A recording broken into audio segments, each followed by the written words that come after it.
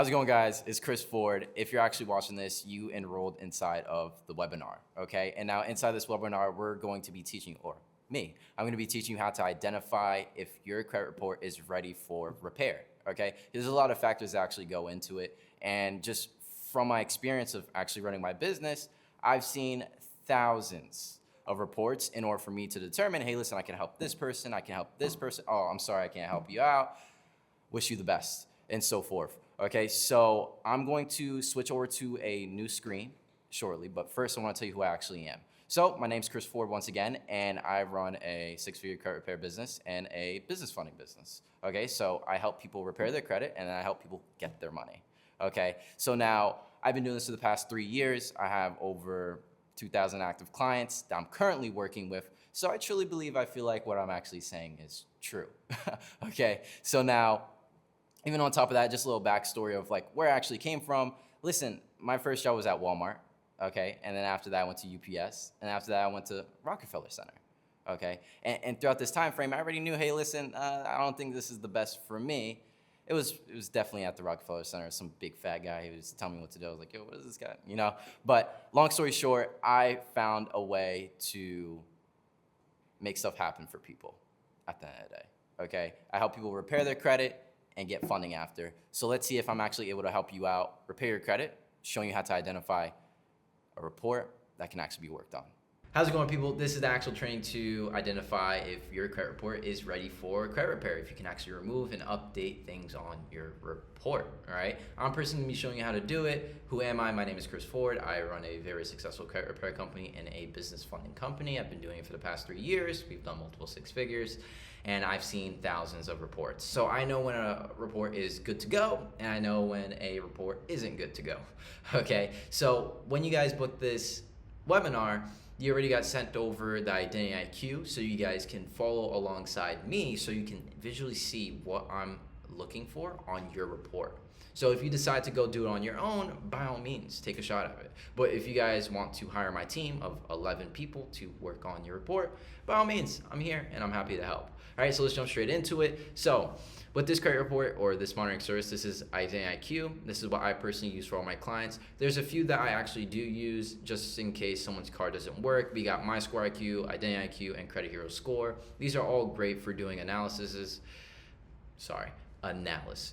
All right, so if we can look at these reports, we can make a decision and so forth. All right, so open up your report, start following alongside me. Let's do it. All right, so to jump straight into this, at the top is the client's personal information. I don't want to show that to you guys. I have respect for my clients. All right, so when you do jump in your report, I want you to look at a couple things. I want you to look at your personal information. All right, I want you to look at your name, date of birth, address, employers.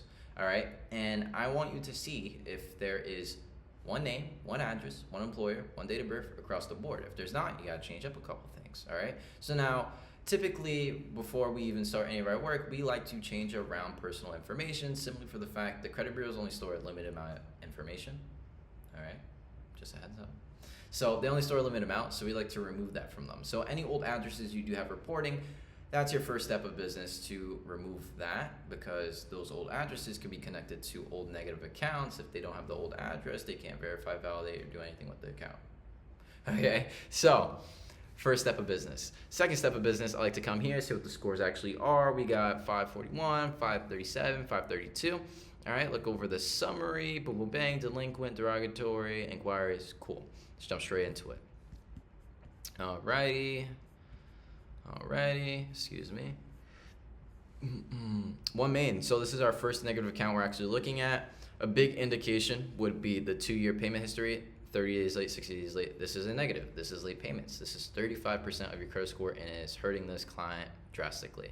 All right, so let's see if we can actually help them out. Now, what am I bringing my attention to when I look at these accounts? I'm personally starting from top to bottom, looking at account number. I'm looking at open status. I'm looking at monthly payment. All right, everything's supposed to be reporting 100% correct across all 3 bureaus. So this is what my job is, and my team's job is to find these inaccuracies, to know if we can use the Fair Credit Reporting Act to get this account removed because a bad report or bad reporting, in a sense. Okay, so we got monthly payment 178, 0. Dang, all right, I can already work with the account. Let's keep on going. We got February, December, big no-no, bad reporting. Day of last payment, bad reporting. All right, so this would be approval for updating to paid on time status. All right, so this is an open account. When you have open accounts with balances, you don't want to close them out. You want to update them to paid on time status. If you close out an open account, listen, and there's a balance, the bank's gonna call you, where's my money? And I don't think you want to pay them in a week, okay? A lump sum, depending how much is actually on that account. So you never want to delete open accounts, ever, please, okay? So you only want to update to paid on time status. Let's keep on going. Discover bank, close. Monthly payment, 10-10-0, bing, that's number one. High credit, that's good. Credit limit, bad, okay. We got day last active, that's bad. Oh no, that's good. So like with the date last active and day last payment, if it's just a month off, that's completely fine. More than 2 months and up, that's when I'd be like, okay, we can use this for our investigations and so forth. So that's good. This is good. The two-year payment history is good to go, but how can it be 90 days? So I'd use that as well, actually. And then we got credit limit. This is messed up. So this would be approval for removal. All right. And this is a closed account. Yeah, closed account. So we'd be removing that. We got, what else we got? What are we working with, baby? This is a firm. Okay. With Affirm accounts, please pay them. All right. They only report to one bureau, as you see, only Experian. So now when this actually happens, it gives us a headache. All right, I've worked with plenty of Affirm accounts, and I know a multitude of people inside of this business as well that run companies that have problems with it, simply for the fact they only report to one bureau. So what I personally like to request for my clients to do, pay it off completely, get a loan verification letter, provide it to us, and we can use this as evidence to actually get this account either deleted or updated. And now, even throughout the investigation process within the Fair Credit Reporting Act, there's investigation practices they're supposed to be following, and if we get lucky, listen, they could slip up. All right, and that's what we're really betting on when it comes to firm accounts, include of other strategies we do use, secondary bureaus and so forth, but it's a headache. All right, please just pay a firm. All right, moving forward. CYNCB. Yeah. All right, so we got start from the top to bottom. Account number is good. High credit. All right, 1456.00. That's 1. 1,000.0. That's 2. Day last active, off by a big amount of time. That's 3. Day last payment. That's 4. 2-year extended payment history. 120.150. Okay. How can I be late 120 days, 150 days, and be paid on time status? It doesn't exist. Okay, so this account would be deemed for removal. I would approve it personally. All right, moving forward, we got TFC credit. We got two-year payment history, 60. Okay. Come on, it's bad reporting. We got transferred paid. I really wouldn't use that. Date last active, I would use that, off by 2 years. Date of last payment, off by a year. I would use that. Moving forward, Capital One. So with this Capital One account, from what I see, it's closed off, derogatory charged off. Okay, so they have access to the account, and there's a balance on here. So just off the bat, like within 2 seconds looking at the account, I already know I can do it. All right, let me show you why. We got high credit limit, bing, bad reporting. Credit limit, bing, bad reporting. Day last active, bing, off by a year, bad reporting. Date of last payment, bing, off by 2 years, bad reporting. 2-year payment history, bad reporting, all messed up. All right, but now, yes, we can remove this account, but this hasn't been sold to collections. Okay, if it hasn't been sold to collections, the debt's still owed. Depending what state you're actually in, there's a statute of limitations of debt. What is that? A time frame that the bank actually has in order to try to collect the money you owe. There's a contract in place. It's not like it's collections, it's been sold off, you have nothing legally binding to them. It's a little bit different when it's these big banks and they don't sell it. All right, and when you're above $2,500, that's when they like to take people to court. Just a heads up. All right, it happens occasionally, but don't be surprised if you don't pay them, they try to serve you. Okay, it's happened plenty of my clients, and I let them know, hey, listen, please pay these people their money. They want it. All right, but what can you do to prevent actually going to court? Get on a monthly payment with them. All right, call them up. Hey, listen, I went through this, I went through that, whatever it is, whatever happened, just let them know. I want to pay you guys. Can I get on a monthly payment? Have I seen some of my clients get on a monthly payment and settle or get less than full balance? Yes, but do I recommend it? If they're working with me, yeah, I recommend them to settle less than full balance, and for the fact. But first, I want to look at their account, all right, before I recommend that, because we can actually get it removed. All right, when you're settling less than full balance, it's not the best. The reason why, let's say you have a perfect report, you got a $1,000 account, you don't want to pay them their money back in full, and you try to go get financing from a different bank. All right, perfect report, just settle less than full balance. All right, so I'm the underwriter, what's going on here? All right, oh, settle less than full balance, okay. What's the first thing that pops into their head? All right, so you took money from this bank, you said they're gonna pay them this amount, you gave them half of what you actually took for them, they lost. I'm a bank. Do we want to lose? No, not really. What are the chances of me giving you money and you going delinquent on us and coming back to us instead of paying us our $5,000, you want to pay us $2,000? No, they won't approve you. So when you're selling this to full balance, I would be wary, unless it's a disgusting amount of debt, something insane, 20, 30, 40, 50, $60,000, okay, then you can play it by ear, all right, and settle, then come to me, I'll see what I can do for you. It comes down to how much debt it really is. If it's something small, please don't. If it's 2,000 and below, do not settle. Or maybe even 5,000 and below. I never really recommend it before speaking to me. All right. Affirm, same thing.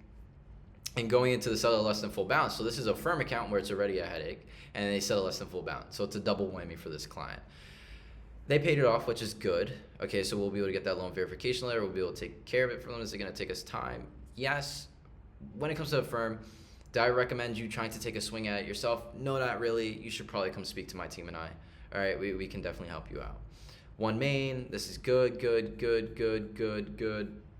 Capital One, this looks like this is the last account. All right, coming here, we got high credit, 0, credit limit, okay, 0, okay, so that's 2, 3, 4, 5. Okay, so there's 5 inaccuracies or bad reporting on this account, and I would approve this. And going back into the other account that had a balance, same thing would apply to this. They would have to get on a monthly payment and start paying these people back their money, or they could go to collections, go to court, or pass the statute of limitations. All right, it completely varies. Whatever the bank wants to do, they will do. I wouldn't just sit around and wait for the statute of limitations, because it's typically years, depending what state you're in. I know there's states for 3, there's states for 4, there's states for 5, states for 6. I think the highest I've seen was like 9, which is just completely insane. Okay, so just call them up, pay them their money. All right, now moving forward, that's about it, and then we got inquiries. Now, when it comes to inquiries, the only inquiries you really only want to touch are inquiries for things you didn't get approved for. Maybe you did business funding and you have a couple of inquiries from the business funding on your credit report. You can remove those as well, because completely 2 separate profiles. All right, so now only touch unconnected, because they can get removed with no consequences. But if you remove an inquiry connected to an open account, the bank's going to call you for their money. And I don't think you want to pay a decent amount of money in 24 hours or a week or go to court. Okay, so let that be a warning. Only touch inquiries that aren't connected to your credit report. You'll be completely fine. But now, coming to a close, for this report, I would approve it. Okay, in order for them to actually work with us, we'll be able to help them out. Is it going to take some time? Yes. Okay, because anytime you start this kind of work, the credit bureaus legally have 30 days to give us a response back. All right, am I the boss of it? No, it's just what's inside the rule book we're all playing by. Okay, so now I taught you guys how to actually identify inaccuracies on your credit reports. A couple of you guys are probably following along, looking at your credit reports. Hopefully you guys do have inaccuracies on there and bad reporting, so you can go repair on your own, or you can come to us and my team and I can help you out. And just a reminder, we have 11 people working for you guys if you do want to work with us. Okay, we've been doing this for a long time. All right, so with that being said, guys, I look forward to helping you guys out. If you want to reach out to me, I'm going to put the scheduling link inside of this chat. So if you want a conversation with me or my team, check out your profile together, see what we can do. All right, get into that home, lines of credit, business funding, and so forth. Take care, guys. I appreciate you guys sitting around, watching through. You guys gained some valuable knowledge. You can take this into forever. Maybe take a look at your family's credit reports and be like, yeah, you could definitely do credit repair. Maybe I try it myself. Maybe I refer to Chris. I don't know. All right, well, I'm closing out, guys. Take care. Have a good one. So now that we actually went over how to identify negatives on your credit report, you have charge-offs, repossessions, collections, basic inquiries, bankruptcies, and so forth. Now you know if your profile is an actual fit in order for my team to do it for you. Okay, then again, you can go ahead and take a try for yourself. Is it recommended? No, not really, because I have a team of 11 people that are waiting on standby to actually help you out. It's not just me. Okay, so now I have a couple options for you. A, I can give you a free community in order for you to take a swing at it yourself. B, you can hire my team and I to actually handle it for you so your hands free. Okay? So now, do I recommend the first option? No, not really.